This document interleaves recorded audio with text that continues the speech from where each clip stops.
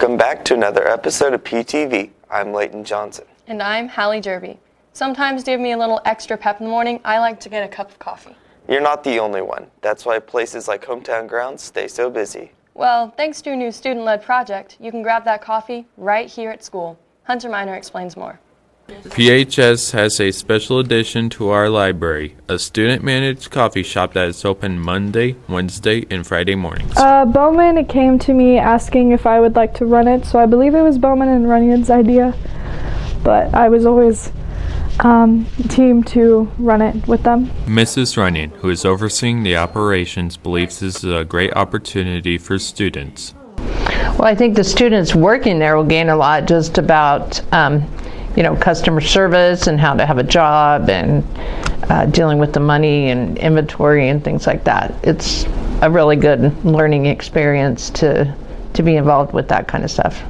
Both students who run the coffee shop and those who are customers have enjoyed what the coffee shop has to offer. I think this is a great idea for students. It gives them a sense of energy. It also, if they just need to get away, get a breather, they can come here, grab a cup of coffee, rant if they need to. We're always listening ears, so. I like making coffee and drinking coffee. I like to talk to students. I think it's a good idea and a good way to raise money for the school. For PTV, this is Hunter Miner. So, head to the library for a cup of coffee because everyone who is someone is doing it. In fact, you're probably not a true Panther if you don't support our own coffee shop. Hallie, did you intend to use propaganda in that statement? That's a classic example of the bandwagon technique as the juniors are learning in American history. Dayton Huguenin shows us how. In Mr. Hyman's American History class, the students made some World War II propaganda posters. So I had my juniors, as we studied World War II, create propaganda posters that would give them an idea of what life was like. I mean, at that time, propaganda was a big part of really a lot of major events that we've been through. But World War I and World War II, propaganda was a really big part of it because, the government was trying to convince people to join the war effort, convince people to help fund the war effort and different things like that. So propaganda was really widespread in the United States as well as abroad. I mean, Germany used propaganda quite a bit as well. Students used their creativity to come up with their posters. Our poster says stand for your land, and then at the bottom it says enlist today. While some students focus more so on patriotism in their propaganda, others use name-calling propaganda. Our poster was about just how Hitler lied to people and how he was a snake. Mr. Hyman enjoyed the variety of posters that students created. I mean, I've seen a lot of clever ones. I've seen one that was trying to convince people, on the East Coast especially, to put blackout curtains up to try to avoid light getting through. I mean, they were in some places you were not supposed to drive at night because your car lights might show the outlines, the silhouettes of ships on the shore there, and so the German U-boats could see those and attack them. So this one was focused on making sure that people understood that. Also, there were a couple that were about victory gardens and how, do your part, grow a garden at home so that you can do your part, and we have plenty of food for the soldiers overseas. Mr. Hyman hopes that students learn more about what life was like back in World War II. I just hope the students understand a little bit more about how life was like back then, what it was like. I mean, students or people had to ration, and so some people chose to do rationing with their propaganda posters to help convince people that rationing was a good part of, and one easy way that many could participate in the war effort. So I just really hope students understood a little bit more about that. For PTV, this is Dayton Huguenin. Although PHS doesn't have an orchestra, Mrs. Still's classes took the time to learn a little more about the fiddle. Fiddles? I didn't know fiddles are in orchestras. Well, no, typically fiddles are not in orchestras, but the fiddle is the same physical instrument as a violin, which is in the orchestra. The only difference is the style of music that's played on them. Oh, okay then. I learned something today. Now let's learn more in this next segment.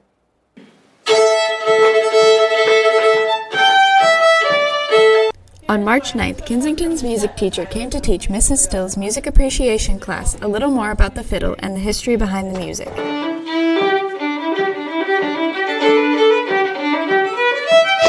Well, a week or so ago, we were hanging out at KMEA together, and she was talking with the clinician of the 12A honor band about jam sessions, and he was also into fiddling.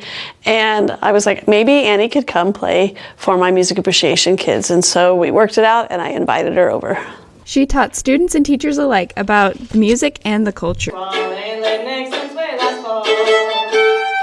The jig is different than the reel, and the genres are different, and I learned about how music is passed along and the traditions of each type of music. That Scotland and Ireland have some mirroring views to each other about each other's music, which is pretty cool to me. Oh, my favorite tune. I kind of like them all. Johnny's Gone to France is one of my favorites. It's short, but it's really groovy.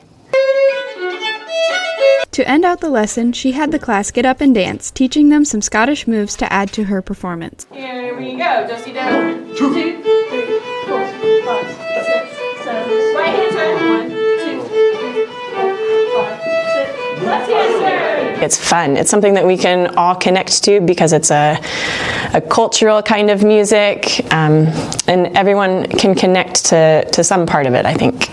For PTV, this is Harley Glynn. The fourth 9 weeks is shifting into high gear, which means that many spring activities are revving up too. Here's an update with Allie's Hallway Walk and Talk. Hello PHS and welcome to the Hallway Walk and Talk, where I update you on some PHS activities. Last Thursday, the forensics team traveled to Smith Center for their last regular season tournament before state. Individually, everyone did well, with 3 new people qualifying for the state tournament. The team also did well, finishing in second place. The team is placed in the top 3 schools at every tournament this year. If you want a chance to come watch some of the state qualified performances, come to Forensics Night on Friday, April 14th at 7 in the cafeteria. Now, on to journalism. The journalism crew is also having a good year, with 22 people qualifying for state. The team placed first overall at regionals, and students are currently busy preparing their state contest entries. The state contest will be held remotely on April 10th. Good luck, journalists.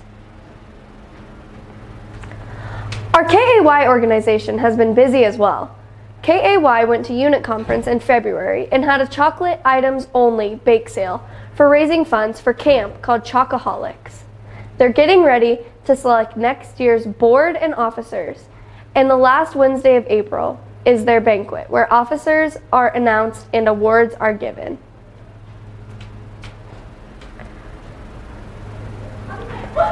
Amendment sang the national anthem for the first round of girls' state basketball, right before our own Lady Panthers played. They are getting ready for a very busy spring, with regional solo and ensemble contest, large group contest, amendment benefit, and hopefully state solo and ensemble contests are all in April. They'll be singing at graduation in May and headed to Branson over Memorial Weekend. FFA has been to a number of contests this year, including dairy cattle judging, food science, dairy foods, vet science, entomology, job interview, and speech contest. FFA members are planning on attending state contest in Manhattan at the end of April, and they also will attend state convention at the end of May in Manhattan.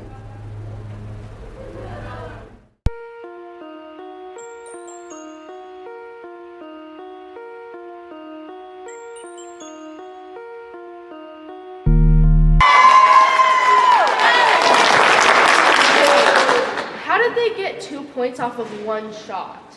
That's how it works. Oh. Good free throw! Sit down. Oh, go get it, go get it. Oh, them guys. Why don't they just run with the ball?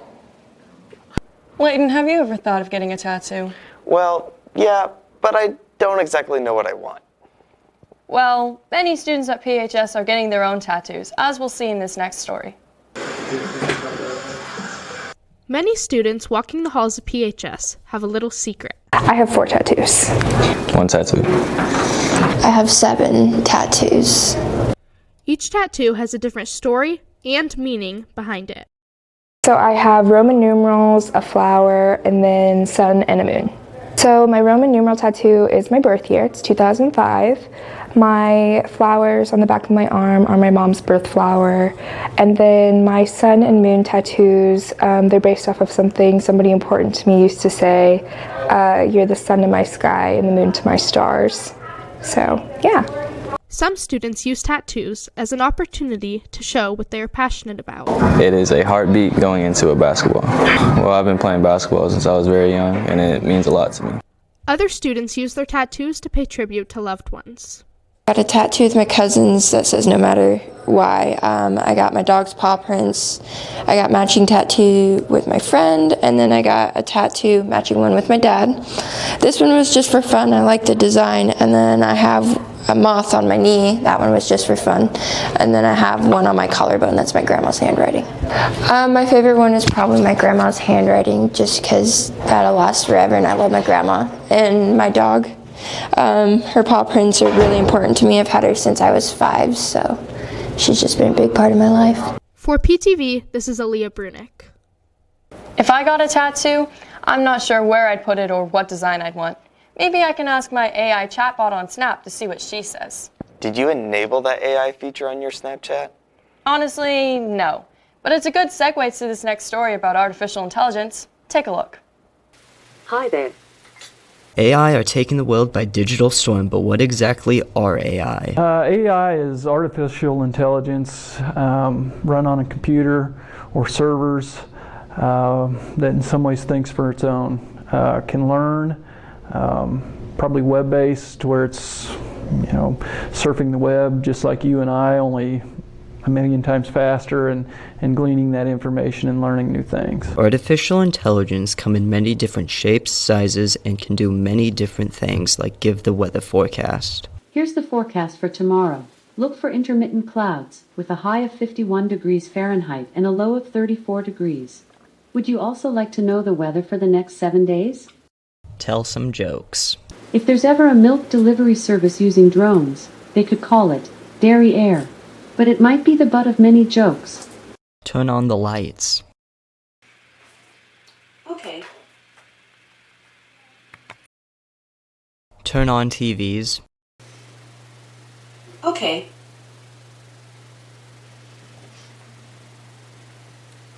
And create recipes. Ingredients: 2 cups all-purpose flour, 2 cups granulated sugar, 3/4 cup unsweetened cocoa powder, 2 teaspoons baking soda, 1 teaspoon baking powder, 1 teaspoon. What else can artificial intelligence be used for?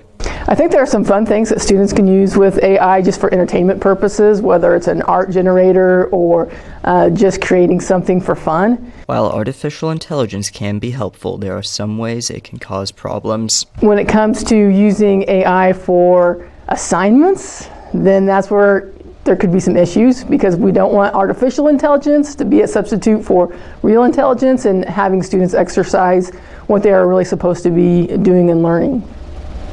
I think one thing that's going to be tempting for students to use is the GPT chat, artificial intelligence generator, which, can create poetry assignments for you, or essays, or paragraph responses, those kind of things. And I think if students try to do that, then they're really missing out on an opportunity for them to learn and grow themselves. So I think there's some problems that AI could create. It just depends on how students use it.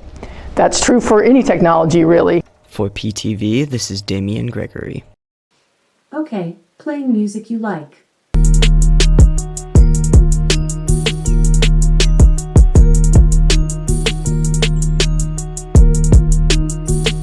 Airball! Where was that? Run! There's glasses somewhere in here. There's nothing like coming home after a hard day at school and being greeted by your family dog, who is happy to see you. Yes, that's nice, but not all PHS students have the traditional dog or cat as a pet. In fact, as we'll see, some students' pets are quite unique. I wonder how a pet spider greets you. I don't know. Maybe Carson will show us in his story of unusual student pets. While some students have traditional pets like cats and dogs, other students take a different view on pets. I've had Chin Chin for 11 years. I've had him since I was 6, and we got him at Petco in Salina. Unique pets offer some features that other pets don't. My favorite part about Chin Chin is he's pretty soft to touch and he's fun to watch. What is the opposite of a super soft chinchilla? A thorny dragon. We've had the pet for 3 or 4 years. While most animals require food, water, and shelter, some require a little more attention. She sleeps most of the day, but she has to have special food and she has to have purified water. For PTV, this is Carson Meidel. Animals of all kinds have been spread out through Phillipsburg. Sometimes it's hard to make our voices heard. We're taught to be polite, to be quiet. But we must be brave and say what we want to say. Hey Ryan, what'd you get on that English test? I think I got like an 87. What'd you get? I got a 100. I thought it was one of the easiest tests we've ever taken. Hey Dayton, do you want a cookie? You know what, Ryan?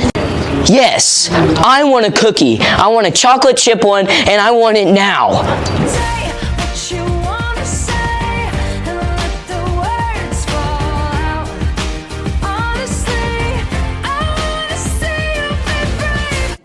As the weather starts to warm up in the spring, people tend to give their cars a good, thorough cleaning. That's right, and one PHS student is taking advantage of that by starting a business to earn some extra cash. Adam Mascarenas explains. Some students dread cleaning their cars, while other students like Landon Wyatt make money off of it. I want to start this business because it's just helping people's fun. I've always liked cars, and cleaning cars really isn't that bad. I kind of like it. Just like any job, there are some challenges. The hardest part of detailing a vehicle is never knowing what you're going to get. I mean, sometimes there's huge umbrellas and chairs and stuff in the way, and you gotta just move them out and take everything out and clean it and put them back in. So that's probably the hardest part, is just figuring out what to do with everything. Although this job can be challenging, Landon still has his favorite parts. Probably the foam cannon. Foam cannon's the best. If you ever need your car detailed, get a hold of Landon. Just text me. My number is 785-533-0112.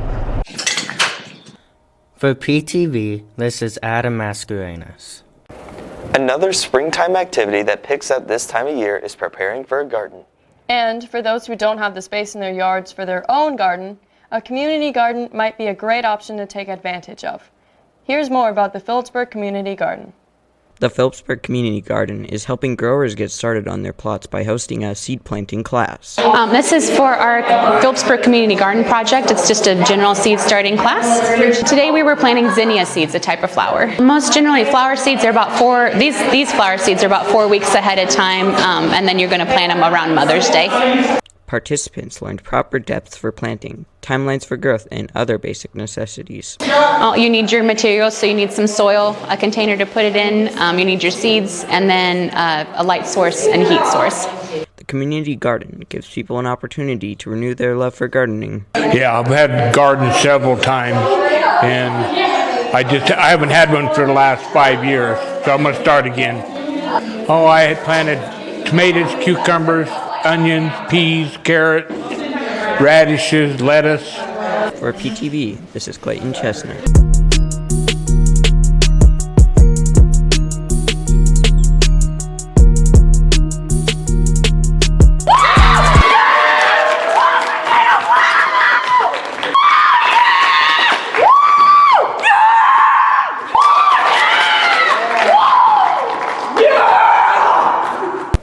Now it's time for a PTV Sports Update with Dayton and Luke.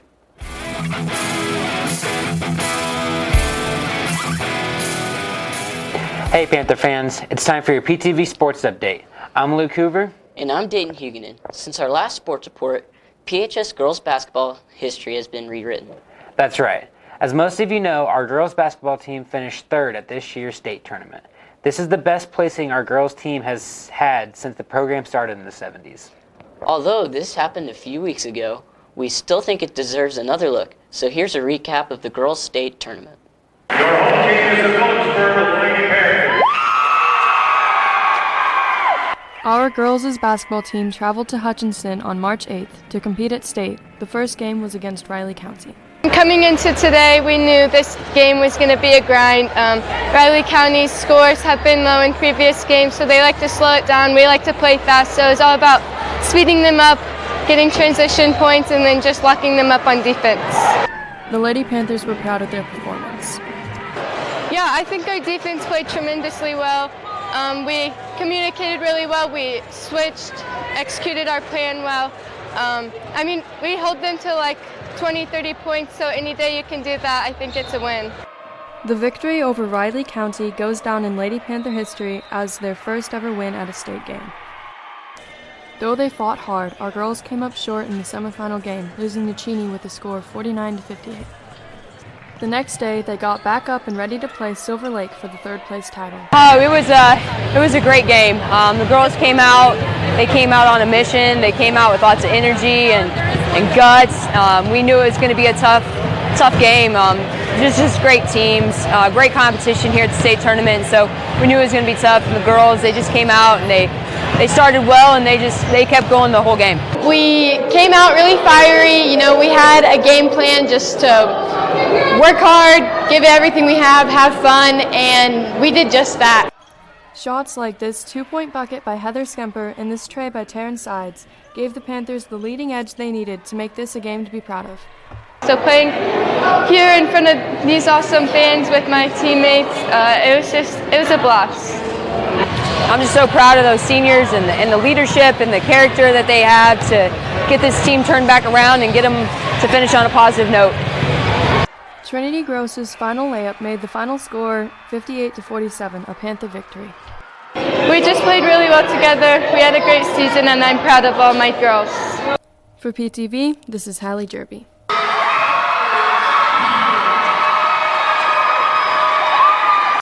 Our girls and boys track teams return some high-caliber athletes as they prepare for this season.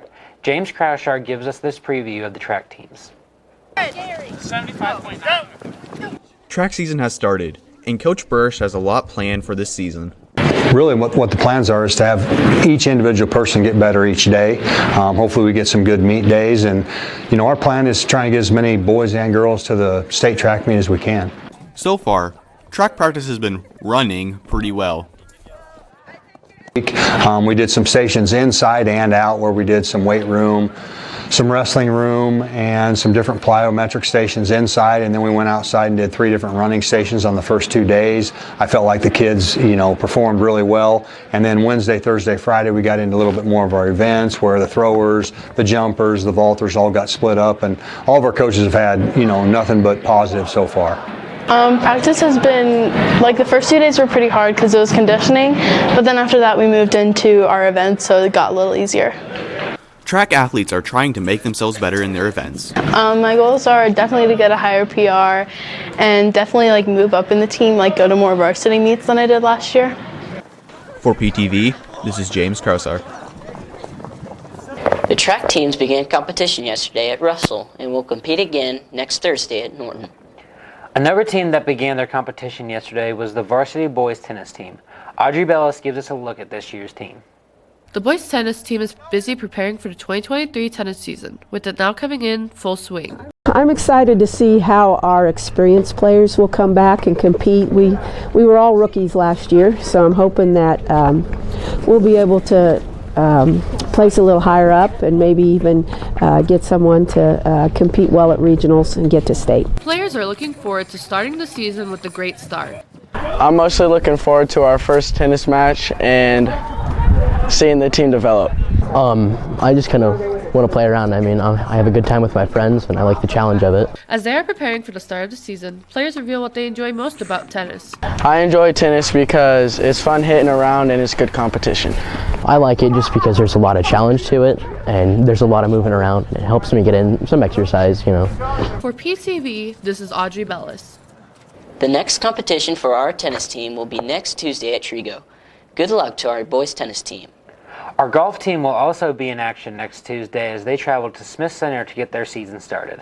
I talked with the team earlier to give you this preview of what's to expect from this year's golfers. Boys and the girls. The PHS golf team is starting off their season strong. Well, this is our first day at golf practice today. We got 15 golfers, 3 seniors. We got Ethan and Noah and Jesse. We are seniors. Tyler Davis was our went to state last year, was the only person there individually. He'll be out because of his knee injury, so that'll hurt us. Coach Sides is pleased with the younger golfers. Avery Jacobs is a young talent. We got 4 freshman boys and 2 freshman girls that are out, so we'll be pretty young this year. You can tell the young guys have hit the ball a little bit, but as far as playing a lot, they haven't. So those needed practice a lot, get it to course and play. The golfers have some high hopes for this season. A goal of mine is I want to make it to state, and I just want to be at least top 20 in every tournament. For PTV, this is Luke Hoover. There's another sport that's underway this spring. We have another sport? Well, not here at PHS, but it's a sport we all played a lot as kids. Oh, you must be talking about little kids soccer. That's right. Nathan Fisher shows us more. One of the favorite spring activities, little kids soccer, started up last week. I was really excited about the first game. We've only been able to practice just a couple of times, and our kids played really well. They had a lot of good plays. They were playing aggressive. They were going after the ball and really understood a lot of things. They worked together. So I was really happy with how the game went. We played a really good team, and they did well. Soccer is not just fun for little kids, but the adults as well. I like coaching soccer because it's a great opportunity to see young people to develop their character and to their teamwork, their ability to work together. Physical activity is a really healthy thing, and so soccer encourages kids to get active and be out there and learn sportsmanship and other good character traits. Little kids soccer is not all about the competition, but making friends too. I think we played well as a team, and we passed the ball good, and we scored some good goals. I like playing with my friends and scoring goals. For PTV, this is Nathan Fisher. That's all the time we have for sports today. I'm Luke Hoover. And I'm Dayton Huguenin. Go Panthers.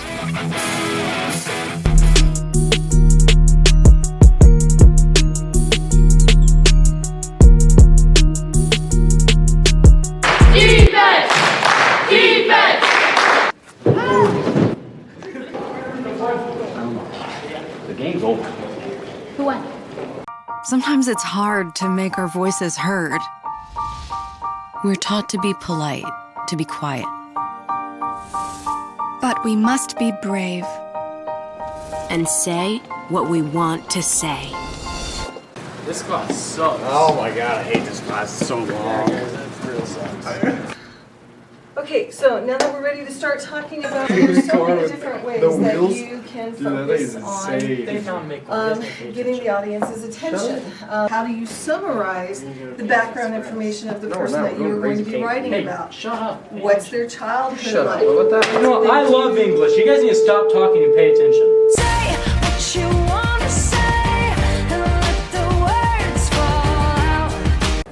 That wraps up this episode of PTV. I'm Leighton Johnson. And I'm Hallie Jervy. Stay classy, Phillipsburg High.